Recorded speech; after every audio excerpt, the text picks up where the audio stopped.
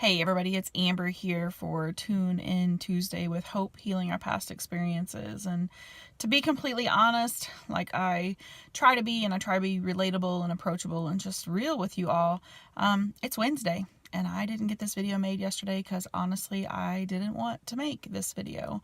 So I hope you hear my heart as I make myself very vulnerable with you. I want to talk to you about loss and grief. And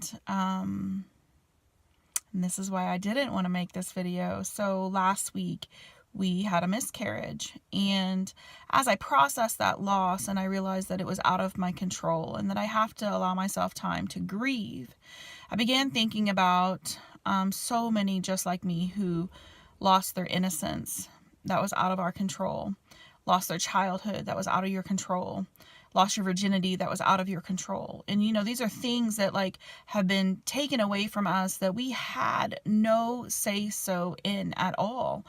And yet they wreak havoc in our lives, and we have after effects from them, and we're just expected to sometimes just be okay right away.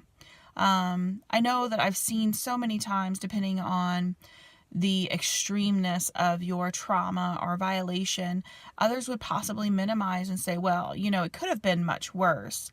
You could have, actually had this happen instead of what happened to you. But the point is that it was your process. It was your innocence. It was your child. It was your virginity. It wasn't theirs. And who are they to say what you are to grieve and what to not to grieve, because it was your loss. We can even grieve the loss of relationships. We can grieve the loss of jobs, but grief is a process. And sometimes, there's these things that we go through and we think, okay, check. I had the initial, I was shocked, I was in denial, then, well, I got angry about it, and then, well, I played the what if. Well, what if I did this? Or, we kind of, well, if I did this, then blah, blah, blah, and how we wanted to think that if we had did something different, then we would have had a different outcome, right? And so we want to kind of bargain that out, and that's not even reality until the point that we get to acceptance. And acceptance doesn't mean that we wanted it to happen. Acceptance doesn't mean that we agreed with happened, what happened to us, especially if it was sexual trauma, abuse, and misuse, right? We don't agree with that. Acceptance is, yeah, it happened.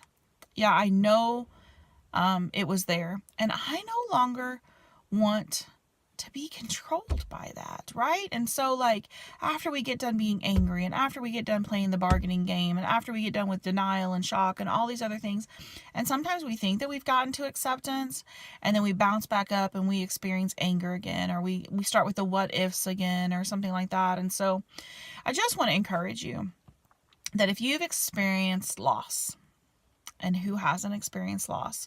Everybody is affected by loss, whether it's a loss of a loved one, or loss of a relationship, or loss of your virginity, loss of your innocence, loss with a child, whether you had a stillborn or a child pass away before you, or a miscarriage. All of that is loss, and you don't just get over it. Right? That's such a thing that is thrown out there, and an unrealistic expectation that is put on so many. And sometimes we put it on ourselves. I just want to encourage you that take time to process it. Take time to grieve what you have lost. Then gather yourself up. Acknowledge that it did happen. You didn't like it. You didn't have to like it. And move forward, creating a new normal. Not worrying about the what ifs, not worrying about what we could have done differently.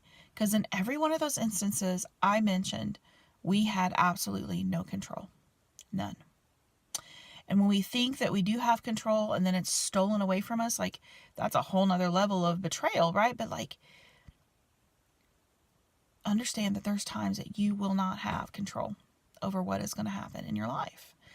And I don't want you to be rocked to the core. I want you to understand that you have to process the emotions that are coming at you in that time. Disconnecting them, numbing them, just not dealing with them, that's only going to complicate it in the long run.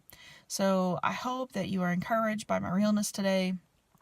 Like I said, even though it's a day late for those of you who really keep up on Tune In Tuesday, but keeping it real like I know that I'm called to be, and hoping to be a blessing to you even at this time of loss. Until then, I'll see y'all next week.